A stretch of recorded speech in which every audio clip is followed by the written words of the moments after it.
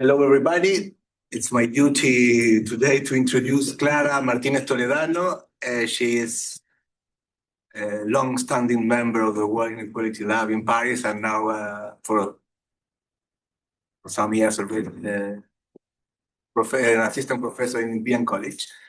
And she will present private markets and inequality. I don't know your preferences, but for our preferences, you can interrupt her anytime to ask questions. It makes the presentation more dynamic. Clara? Thank you, and good afternoon, everyone.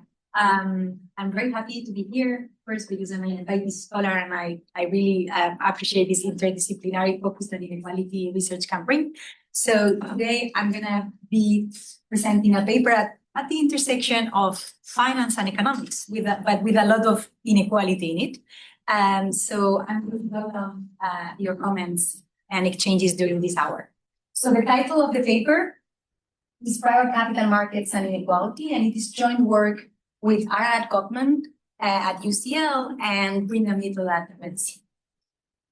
So what is the motivation behind this work? Probably to this audience, I don't need to say that over the past decades, there has been a rise in income and wealth concentration in the US.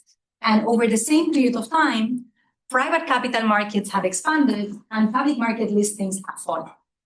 So what we want to study and test in this paper is whether the increasing participation of high net worth individuals in private capital markets could be behind these two macroeconomic trends.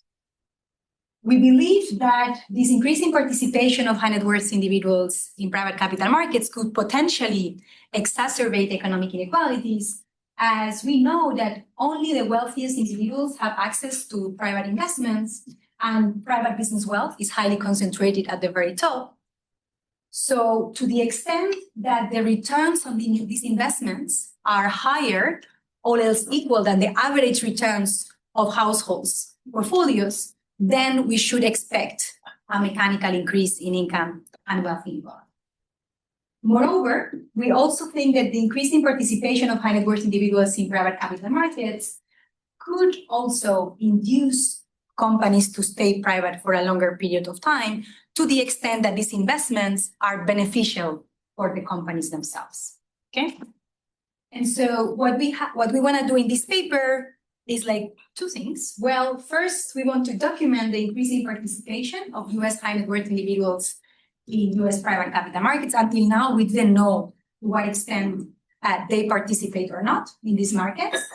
And second, we want to study the implications of high net worth individuals' early stage investments for both US companies and US economic inequalities. This is going to be an empirical paper. We are going to be focusing on the period 2004 to 2022, and our laboratory is going to be the US.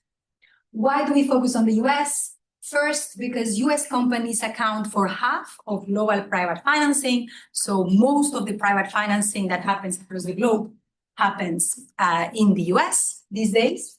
And second, because the federal government introduced several tax incentives for high net worth individuals to invest in startups at the onset of the global financial crisis that we are going to exploit for identification. Does that mean there's any data for other countries? I mean, the other reason for studying the US is the only one in which it has data. Actually, the database that we use, which is called PitchBook, I'm going to be explaining it a little bit later, has global coverage. So it has coverage about private investments for like all countries. Whether the coverage is actually as good as in the US, that's something that I cannot tell. But in principle, we also have information for all the countries. And that's the reason why, for instance, I'm writing a follow-up where I'm going to be focusing on the UK. But it's not just because of the data. We do that because we have seen in the data that like the US is actually the biggest sort of market for this investment.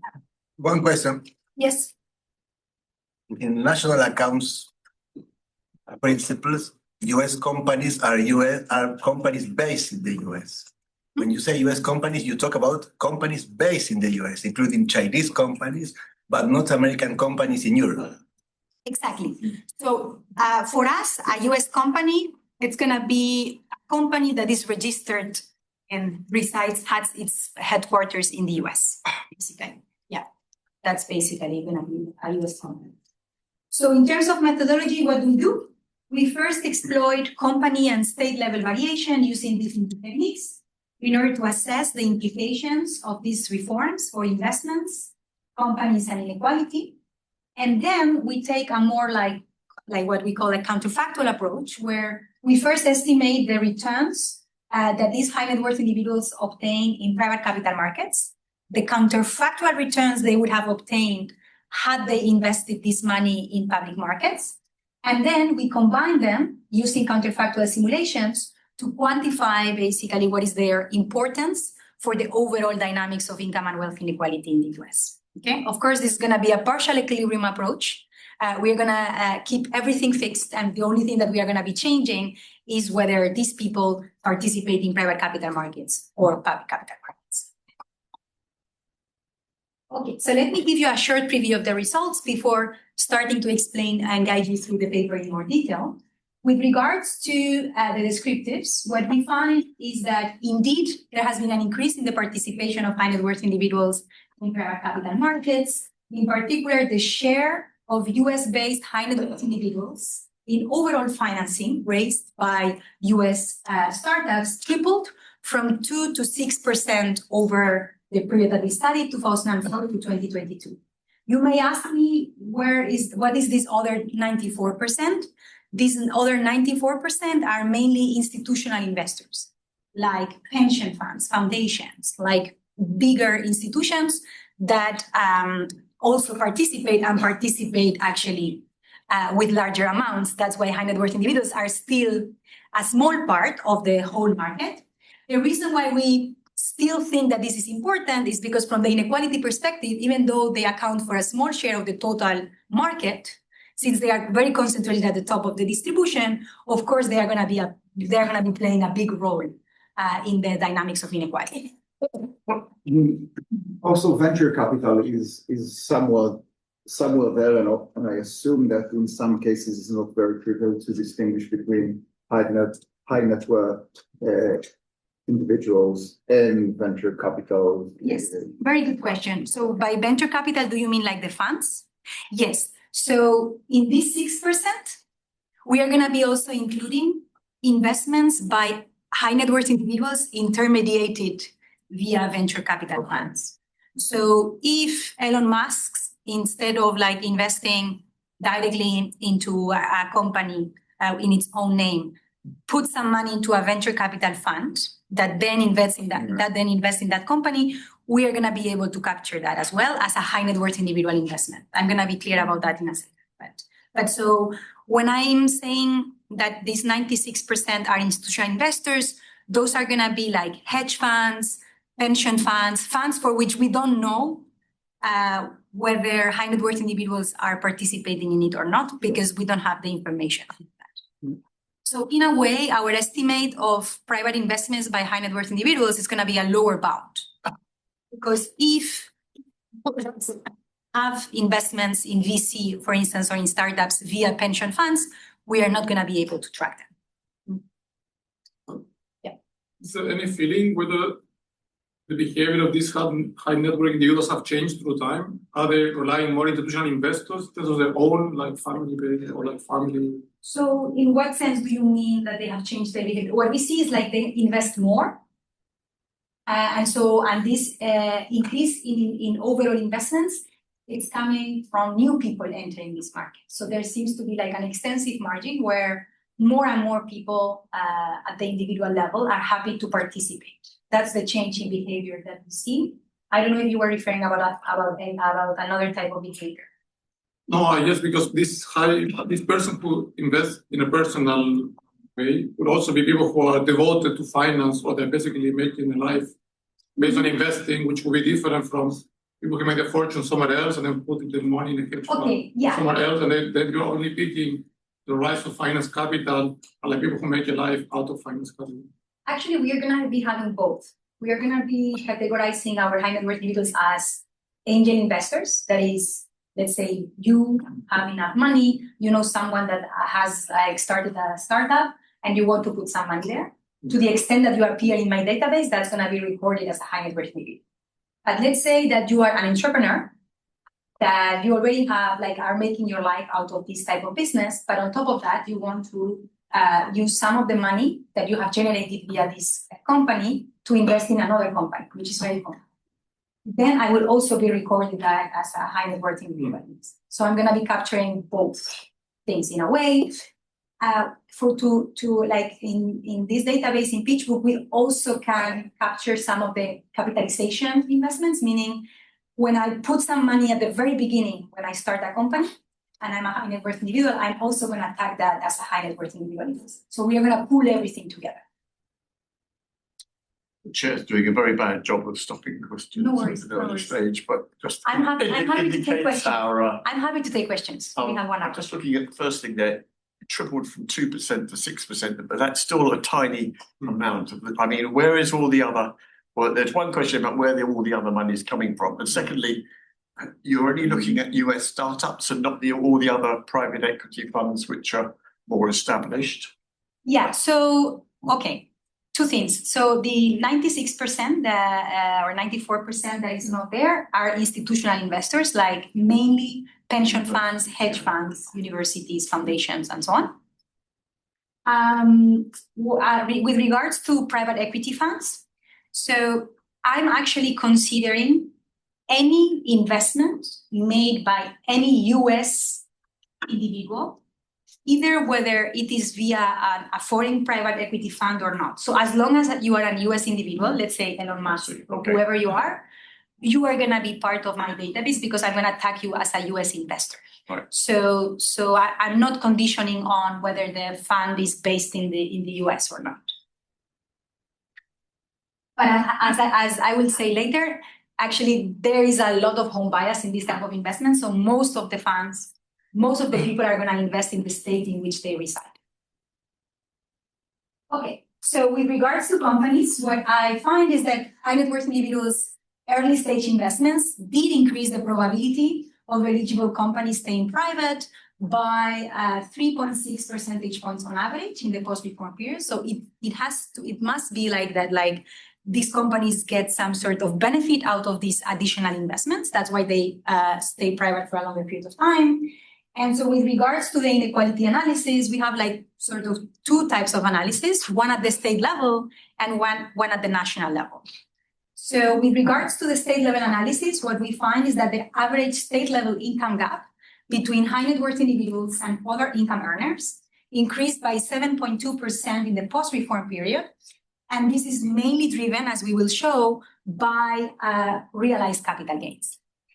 This is actually consistent with our story because the way these people, when they invest, are rewarded, it's via capital gains. You invest in a company, the company increases in value, then you sell the stocks, and then you get some capital gains out of that. So that's consistent with the story. And then when we run the counterfactual simulations, what we find is that high net worth individuals' excess returns in private capital markets relative to public markets explain approximately 28% of nationwide growth in the top 0.5% wealth share over 2010 to 2022. So as I said, they account for a small share of the market, but they still play an important role in the dynamics of wealth inequality. And finally, at the very end of the paper, what we do is like we study whether there is basically a feedback loop between the recent rise in private capital markets and the recent rise in inequalities. And the reason why this is certainly the case is if these people, when they start investing in these markets, get richer, then basically these markets get bigger. And as they get bigger, they get even richer. And so this creates sort of a feedback loop whereby the 2 sort of rise like at the same time, right? Private capital market can grow, but also at the same time, inequality is growing to the extent that these returns keep being larger and larger. And so what we find is that indeed this is the case. High net worth individuals who benefited from higher returns in these markets do also invest disproportionately more in this market exposed. Okay. So this is sort of the paper in a nutshell, and now I'm going to start guiding it through it like little by little. When it comes to the literature, we believe we contribute to 3 main strands of the literature. First, there is a large literature that has studied and studies the determinants of income and wealth inequalities. What we do in this paper is to emphasize this sort of additional channel, the fact that differences in access and to and participation in private capital markets can be important to understand differences across the income and wealth distribution. There is also a large and active literature documenting the existence of heterogeneity in returns across investors and across assets. What we show in this paper is the recent outperformance of high net worth individuals' early stage returns relative to public stock markets. And finally, that's more like a finance literature. There is a large finance literature that has studied the role of investors in private capital markets, but precisely because institutional investors are the big players, most of the focus until now has been on institutional investors, and high net worth individuals have been sort of ignored quite a lot. But now, with the increasing participation of these individuals and the increase in inequality, there are some papers that have started focusing on high net worth individuals, and that's like where our paper fits in. What we show in this paper is that the increasing role of high net worth individuals in these markets may have like played an important also role in explaining the recent increase in wealth and income inequality in the US. So when you say markets, you refer to capital markets or to startups markets? So if you wait 2 minutes, I'll explain exactly what I mean. But like a private capital market, it's basically the market, like when I say private capital markets, I mean the market for private companies, like the market, like the overall private company space. In this paper, I'm going to be focusing mainly on startups because I show that that's where the action when it comes to high net worth individuals is. But private capital markets, I mean the whole market of private companies. Because there is in the literature, there's a strong connection between innovation and inequality, especially top income by IGO and others.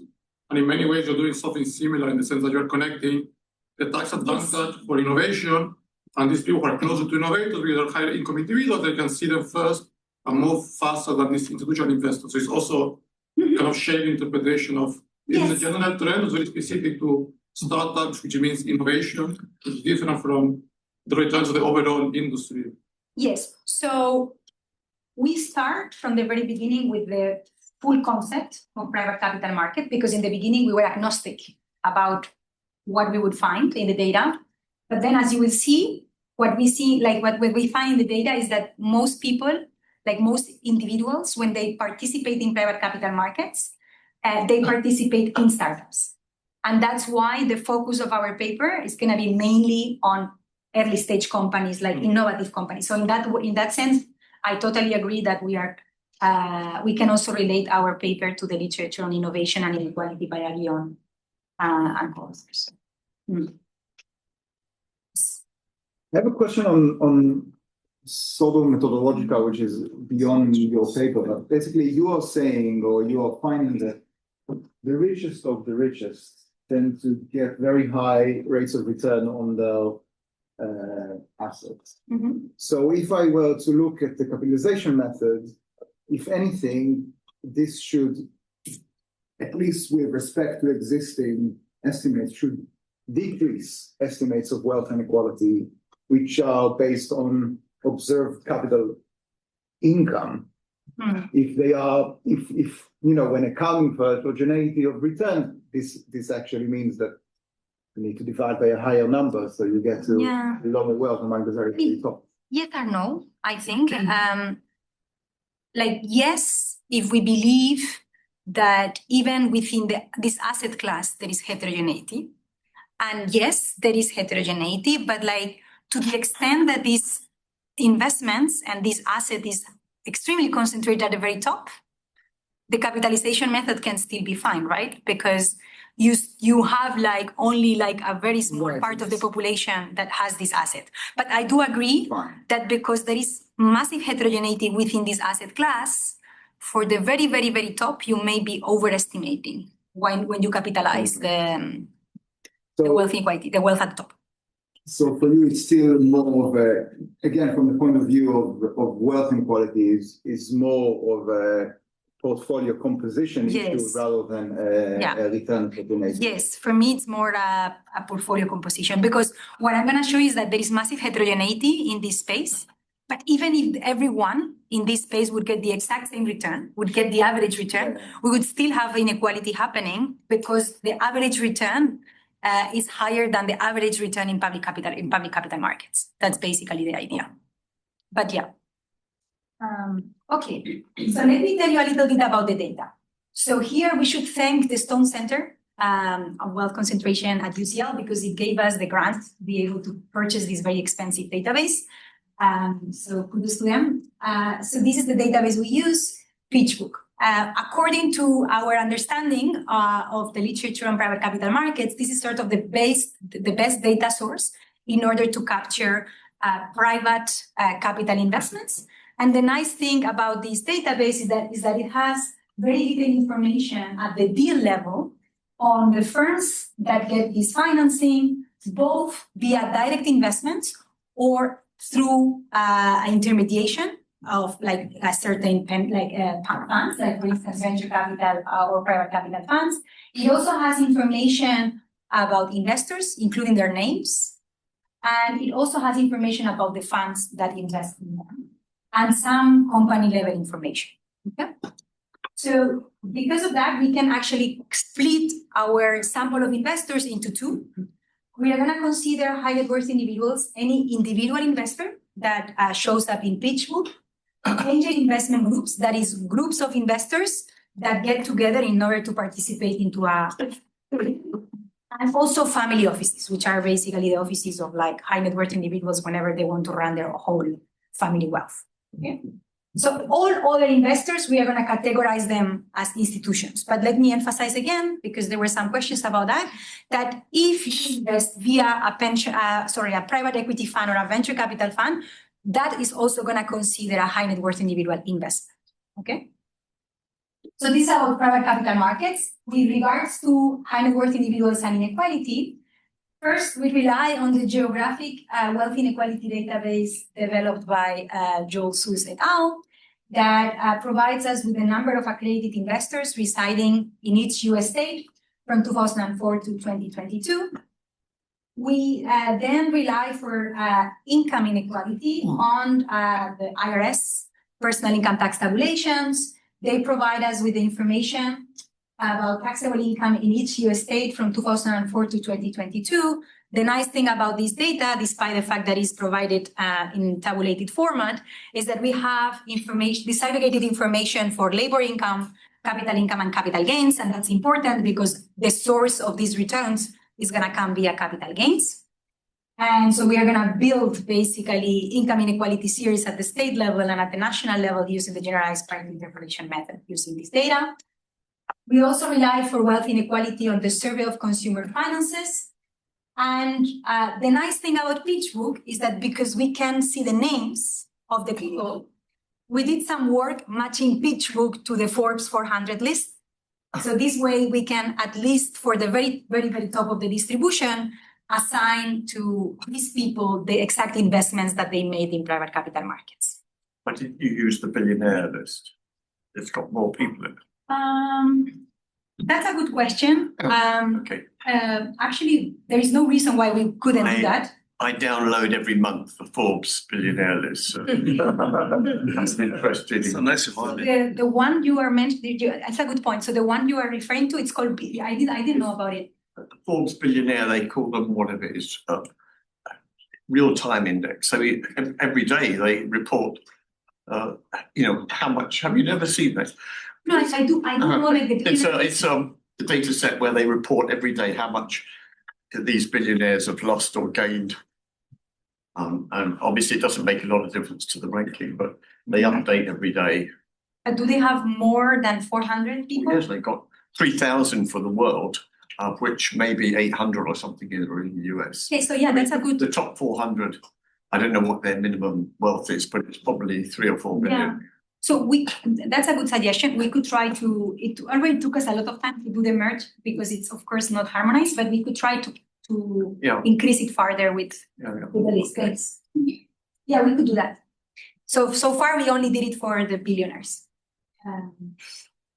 Okay, so let me show you some descriptives. So this first figure shows you the evolution of high net worth individual investments in the US across the different type of companies. Early stage companies, which is what we are going to be calling like startups.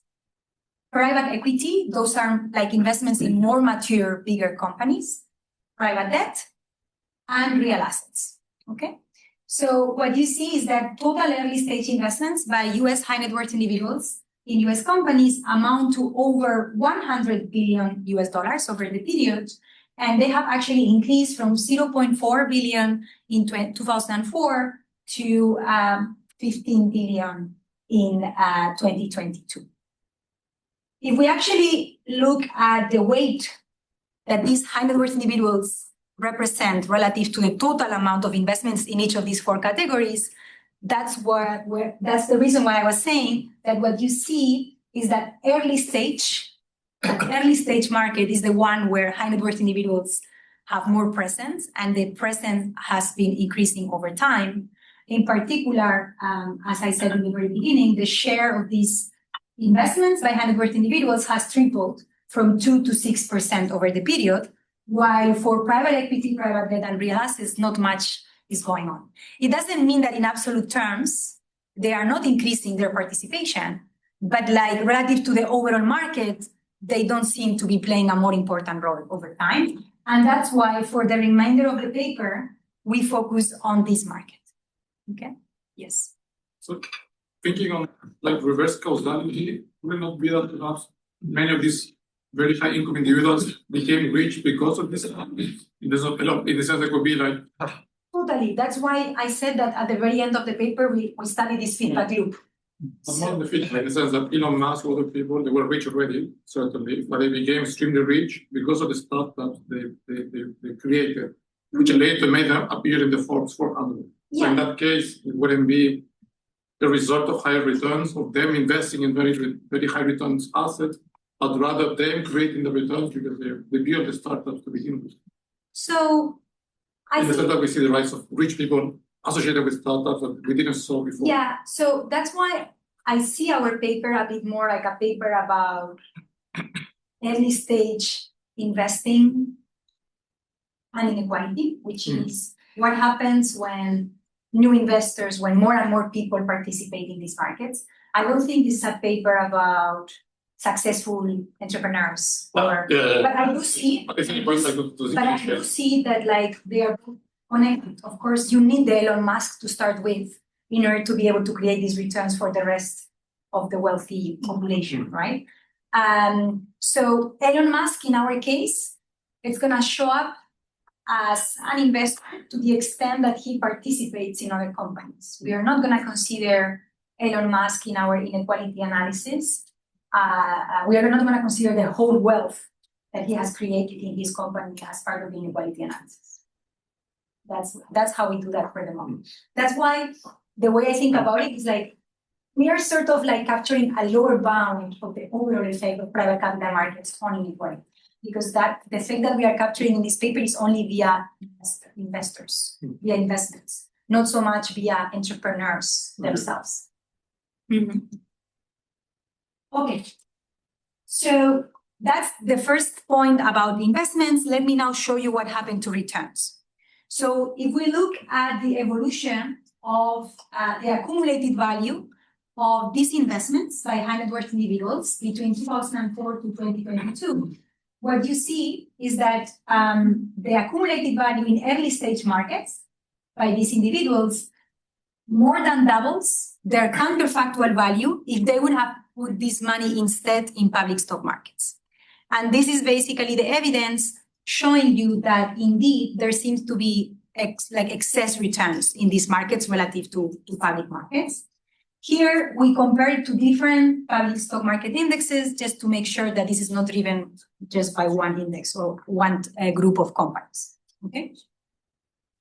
So I'm not going to go into the details of the methodology behind how we construct these returns, but let me briefly say that the way we can calculate these returns is because in PitchBook, we observe changes in the valuation of companies across deals. So let's say I start a company, I raise some money.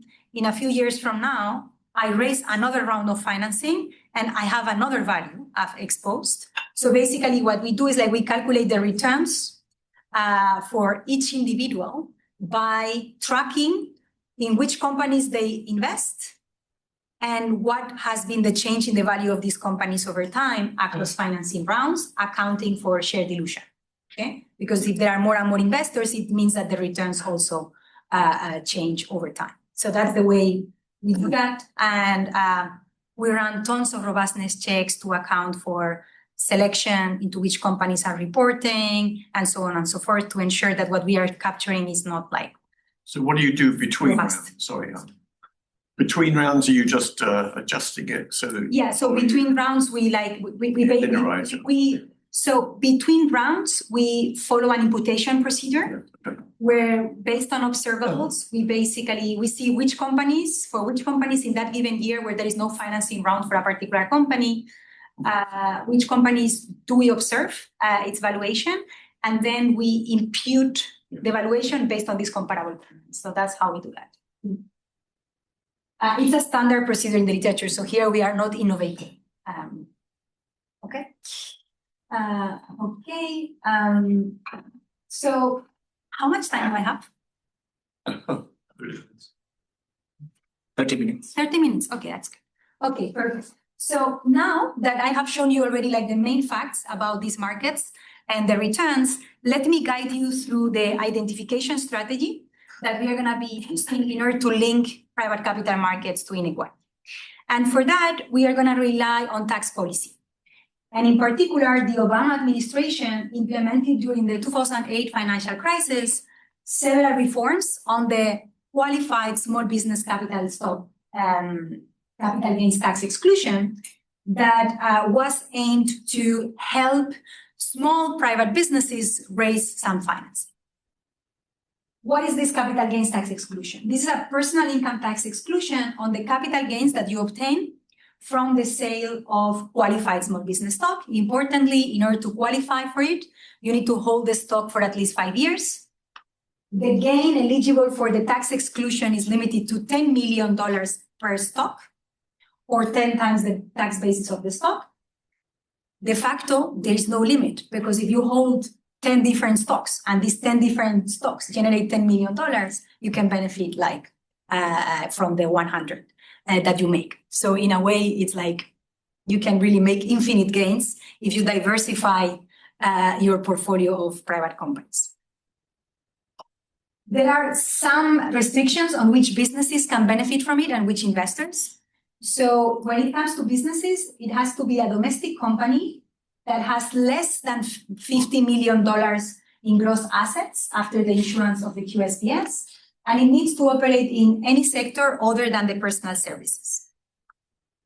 When it comes to qualified investors, and this is where it's important for us, this has to be either an individual or an eligible pass-through entity. And that's why if you invest via a private equity or an venture capital fund, you can still benefit from the capital gains tax exemption. Okay, so that's why all high net worth individuals who invest in this market, irrespectively of whether they invest via venture capital, private equity funds, or individually themselves, they can benefit from the capital gains tax exclusion. So just to show you how big this tax cut was, here what you have is the comparison between the QSBS capital gains tax rate and the long-term capital gains tax rate for the standard any other sort of asset that you have and that generates long-term capital gains. So up until 2008-9, basically there was almost no difference between holding qualified small business stock or any other stock, public stocks, any other asset that generated capital gains. However, after these reforms were introduced, this tax wedge emerged between the taxation of QSBS and the taxation of any other asset. So from the tax point and the tax standpoint, you as an investor have an incentive to actually hold the QSBS, because to the extent that the return is the same, the after-tax return is actually going to be much higher for QSBS than for any other type of asset, right? And for those that work on taxation, usually in our papers, we exploit changes in tax rates of 1 percentage point, half of a percentage point. Here, the tax wedge is like 24 percentage points. So it's huge. It's like a huge tax cut for the rich, of course. Yeah. And that's what we are going to be exploiting. And it wasn't Donald Trump that did this. No, that's the other thing. It was done during the Obama administration. I mean, the argument to defend Obama, if we can, was that the US was going through a big crisis. Companies were going to, like these small companies, poor small companies were going to collapse, and to help them survive because they were not getting any credit from banks, we should help them. And the ones that can help them are the rich people. But of course, as you will see, it came at the cost of inequality. Okay, so let me show you what happened to the firms. And as you will see, firms did benefit from it. So Obama was right in that this could help firms, but he didn't think about maybe he didn't think or he didn't mind about the idea that it would hurt inequality statistics. Yes. Among these small companies which benefited from the policy, is it possible to know how many unicorns were there? We can do that. We have not done the decomposition. Because we can think that this policy is targeting the financing of unicorns in a risk-free way for the founder. So we have not done the heterogeneity by type of company, like for instance, like company's value or company size, but we could definitely do that. That's a good point. Okay, so let's see how we estimate it. So we study the extent to which this tax exclusion on QSBS capital gains increase high net worth individuals' investments in QSBS-eligible versus QSBS non-eligible firms. And we are going to be looking at first at the probability of raising capital from a high net worth individual as an outcome variable, but then we are also going to look at other real outcomes for companies. So what we're going to be regressing is, as I said, the probability of raising capital from a high net worth individual in year T by firm I on, because this is a standard if indeed, on the interaction between a treated variable, which is a dummy equal to 1 if the company qualifies for QSBS, 0 otherwise, and then we are going to have company year, type of corporation year, industry year, and size year fixed rates. So what do we find? We find that the probability of raising capital from high net worth individuals indeed increased after the reforms. So of course they realized that there was this tax advantage and they started putting more money in this type of companies. And this increase was on average 2.6 percentage points higher for QSBS eligible versus QSBS ineligible companies in the post-reform period relative to the pre-reform period. And that corresponds to an approximate increase of 62%. So the policy had some bite. When it comes to other outcomes, what we see is that this policy also increased the probability of companies staying private, okay? And in particular, QSBS eligible firms are 3.6 percentage points more likely to remain private after the reforms relative to the pre-reform period. We also see that the probability of going bankrupt declines. So QSBS eligible firms are 10.5 percentage points less likely to go bankrupt in the post-reform period. So coming back to the Obama thing, I think here there is a trade-off. Do you want to help companies survive, or do you at the expense of giving like tax cuts to the rich or not? That's basically the trade-off that this policy brings and that we are trying to show in this paper. Okay, so it seems that companies did benefit from this. So there could be potentially some selection in which companies stay within this group of companies, as you say, right? So it could be that some of them would,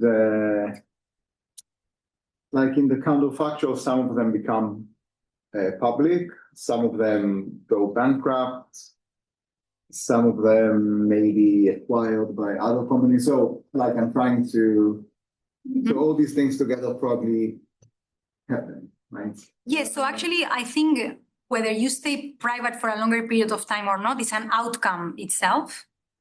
I think the identification concern could come if there is anticipation, when it comes to the policy, and companies reshuffle, like basically they fake and they pretend that they have less than $50 million, or they change of sector or things like that.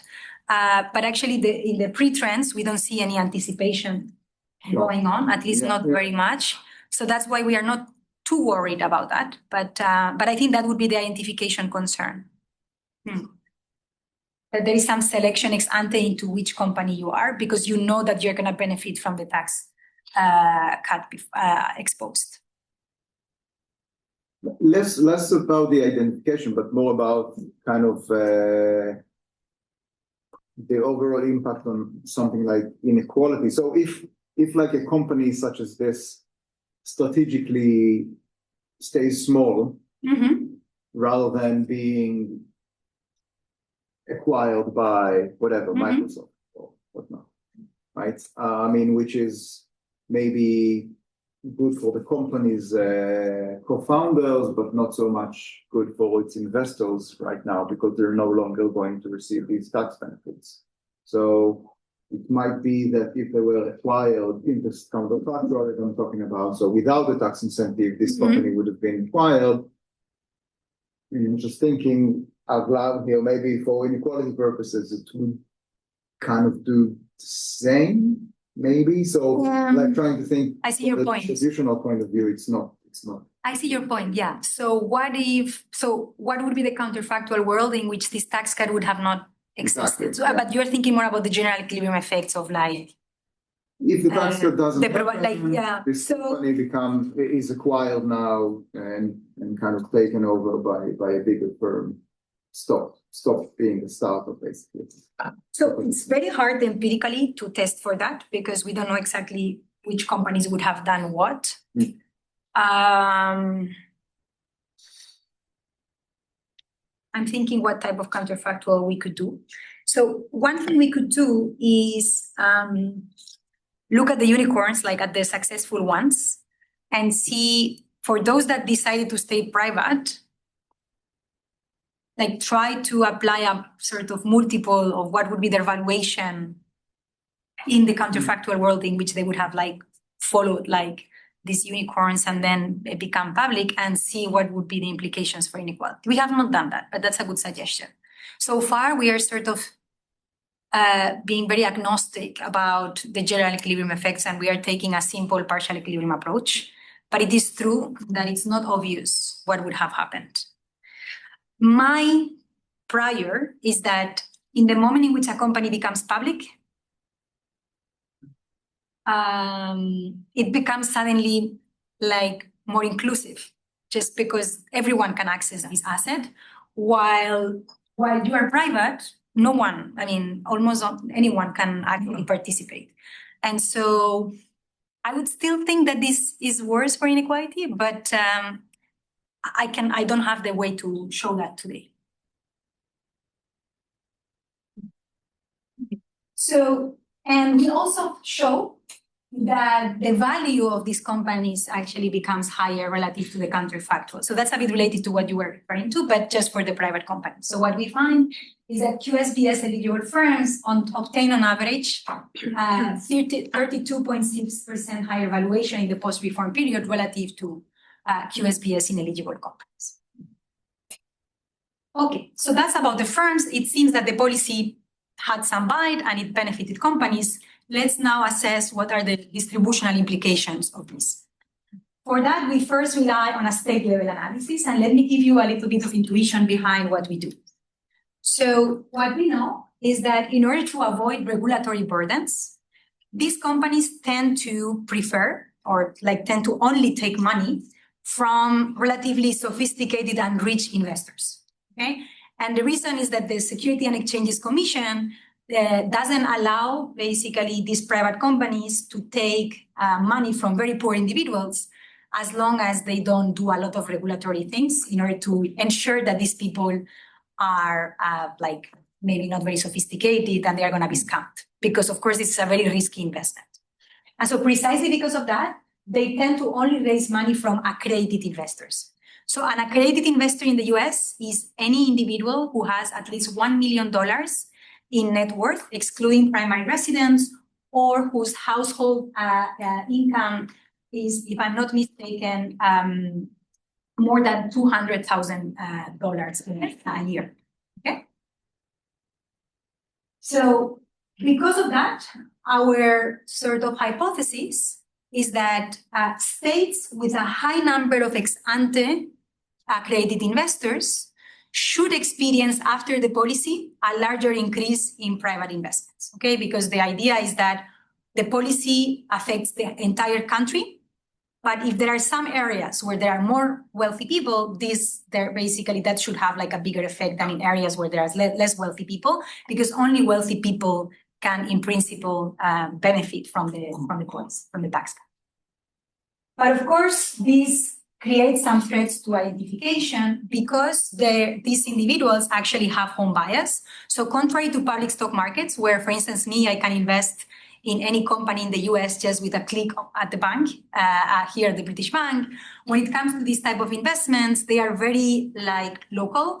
They go through like networks. So I always give the example, I think Elon Musk meets with another investor at the golf club. They talk to each other and they say, hey, I have this amazing company. It's a great idea. Please give me some money. And that's how it works. And actually we see that in the data. Like most of these investments happened within states. So if you live in California, you are gonna mainly invest in California US companies. So because of that, there are two issues. First, high net worth individuals may choose to settle in states with better investment opportunities. And second, firms in states with more resident high net worth individuals are exposed to different economic shocks than firms in states with fewer resident high net worth individuals. If that's the case, then our estimates would be biased, okay? Because it would not be driven by the policy, but it would be driven by something else. So precisely because of that, what we are going to be doing is we are going to be relying on a triple definitive strategy, where we are going to be comparing how the reforms affected in-state, early-stage firm financing of individuals versus all other investors. So we are not only going to compare the before and after of the policy, we are going to compare the before and after of the policy, but also the behavior between the investors that can benefit from the tax cut relative to the investors that do not benefit from the tax cut, okay? Which in this case are going to be mainly the institutional investors. And so this is the regression specification that we run, where our outcome variable is going to be the log $1 million of investments in early stage firms in state S, year T by investor type I, on this triple div, where we have the number of accredited investors in every state just before the reform in 2008, interacted with a post-dummy, and a dummy indicator that is equal to 1 if you are an in-state high net worth individual, 0 if you are any other type of investor. And this way, we can actually control for state investor, year investor, and state year fixed effects. So if there is anything that happens in a given state in a given year, we are going to be controlling for that. You have 10 minutes. That's good, because I'm already in the inequality part, so that's at least I'm going to deliver the inequality part. That was my objective. Okay, so what do we find? What we find is that indeed, those states that had ex-ante more high net worth individuals did experience a larger rise in private investments after the reforms. So our hypothesis was sort of validated. In particular, what we find is that the QSBS reforms explain approximately 20% of the overall rise in early stage firm financing by high net worth individuals in the post-reform period relative to the pre-reform period. So this other 80% can be something else. Here, what we are just saying is that taxes account for 20% of this increase, but there may be other reasons why these people also participate in these markets beyond simply the taxation dimension. So now that we have shown that at the state level, the policy also had some bite, let me show you the outcomes for inequality, okay? And so we have already seen that resident high net worth individuals early stage investments increased more in states with more ex-ante resident high net worth individuals. If those investments yielded excess returns, as I showed in the very beginning, then income inequality should have increased more in those states where more investments happened. So in every state and every year, the income group that we have found to qualify in every single state and year for being an accredited investor is the top 0.5%. And that's why we are going to be focusing on that group as our sort of treatment and the rest of the distribution as our control, meaning that the top 0.5 is the one that invests, the rest is the one that like basically cannot invest.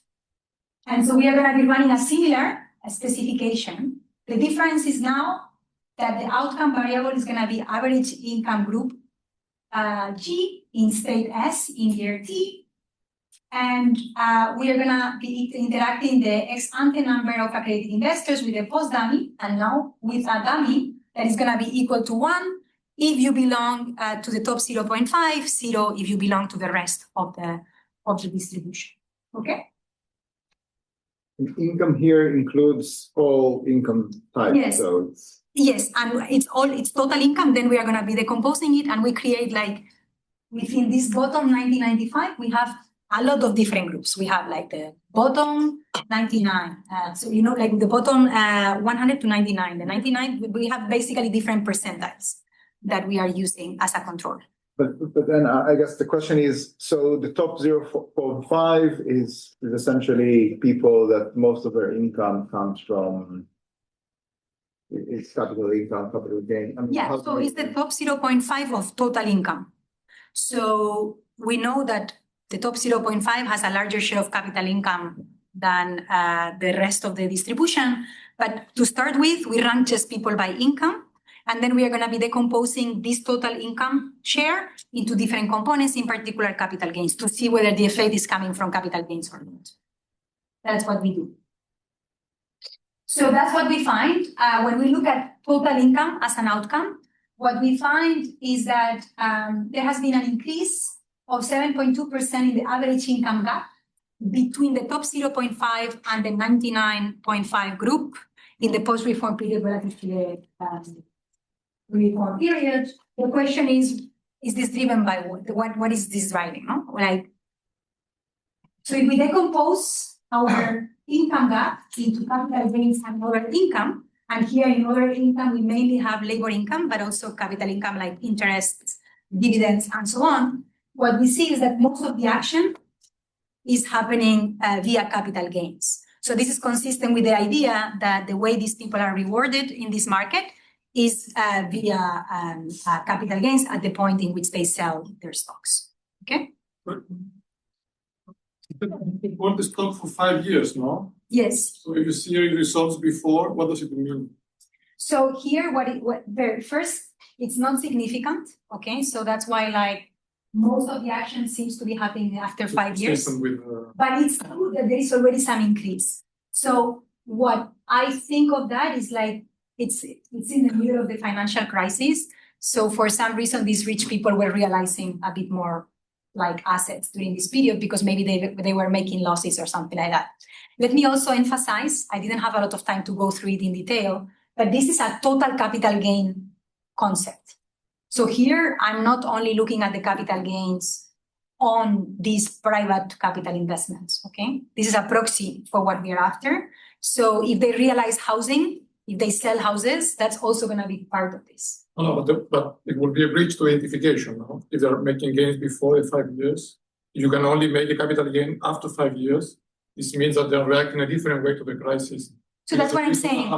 That's what I'm saying. The effect is not significant, so I don't think we can say anything about. Effect is significant. Okay. Sorry. It was in 2013 and 2014. But this is total capital gain. It's total capital Cannot gains. identify the. So it's housing and everything. It's just a proxy. So we should take this. We should interpret this carefully. Okay. One thing we do, which I think that's probably nicer, is we also take the exact gains from pitch book. Okay, the actual gains that these people get in pitch book at the state level. We have less power because there are not so many of these investors in some states. And we also see that the increase in inequality is also happening in those states via QSBS gains, especially in those states where there are ex ante more millionaires, okay? Or more of these rich individuals. But yes, this is tricky because we don't have in the income tax tabulations the exact QSBS gains that people have, unfortunately. Okay, so I have 2 minutes. I'm out of time. 4 minutes. Okay, very perfect. So let me just very briefly tell you about the counterfactual, and with that, I'm going to conclude. So far, I've shown you that firms benefit from the QSBS exemption, that inequality seems to be increasing at the state level, especially more in those states where there were ex ante more of these investors that participate more exposed in these markets. And the last thing we do in the paper is to try to see whether we can quantify how important this phenomenon is for the overall wealth distribution. Of course, here we are going to take a partial equilibrium approach, okay? So how do we do that? We are going to be running one main counterfactual simulation. We are going to be looking and comparing the baseline wealth distribution to the counterfactual wealth distribution in which these people, instead of putting the money in private capital markets, they would have put the money in the public stock, and then see how wealth inequality would have looked like. In terms of methodology, we rely on the distributional financial accounts that have been sort of set up by the Federal Reserve, and we adjust following them also the top of the distribution for 400 rich lists. The main challenge we face is that, of course, in this survey, we don't know exactly how much people make out of QSBS gains because they don't ask for that in the survey.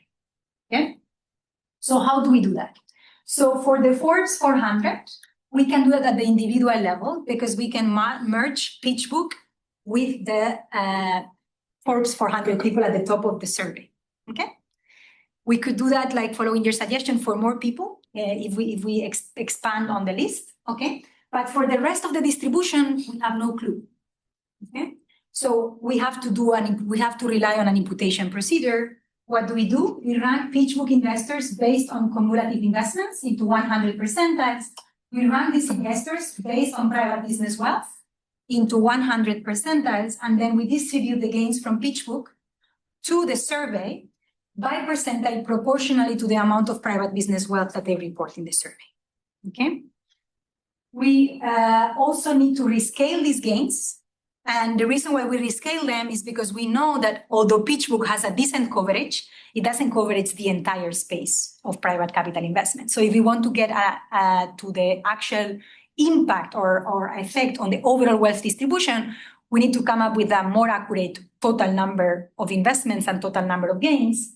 And the only piece of information that the IRS reports on QSBS, which is very depressing given how big the tax cut is that they have a report where they give the aggregate number of QSBS gains that these taxpayers report on aggregate every year.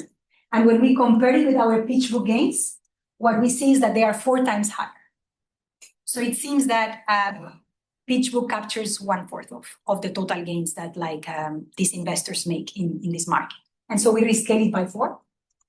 And so if we do that, we can basically now compare the baseline growth rate in the top 0.5% wealth share over 2010, between 2010 and 2022, with the counterfactual growth in the wealth share in a world without rescaling and in a world with actually rescaling. And what do we find is we find that if these people would have invested the money in the public stock market, in the NASDAQ 100 instead, the top 0.5% wealth share would have grown by 7% less in the unrescaled world and 28% less in the rescaled world, which I believe is more realistic given the fact that PitchBook doesn't cover the entire private investment space. So I'm going to conclude, but at the very beginning I said, and we agreed on that, some of you commented on that it's clear that there must be a sort of reverse causality issue here, whereby if you are richer and you invest more in these markets, to the extent that these markets do well, you're going to become even richer. So there's this feedback loop, right? And so at the very end of the paper, what we show by running some regressions is that indeed QSBS investors who benefited from higher returns in these markets do actually invest disproportionately more in these markets exposed, already pointing in the direction that this feedback loop exists. And I think it's a bit related to what you said about Elon Musk. Elon Musk has become richer in this market, but now he's so rich that can invest in many other companies and become even richer and make other people richer. So there's some sort of multiplicative effect going on in this market. And so let me conclude. What we show in this paper is that high net worth individuals play an increasing role in private capital markets. This is mainly via direct investments in early stage firm companies. We also document that tax incentives increase the participation of these high net worth individuals in private capital markets. And this appears to first induce companies to stay private for a longer period of time, but it comes at the cost of distributional implications because it has non-negligible effects for income and wealth inequality, which mainly come from high private returns at the very top of the distribution. And it also generates a feedback loop between private capital markets and inequality. Thank you so much. This was a very nice discussion.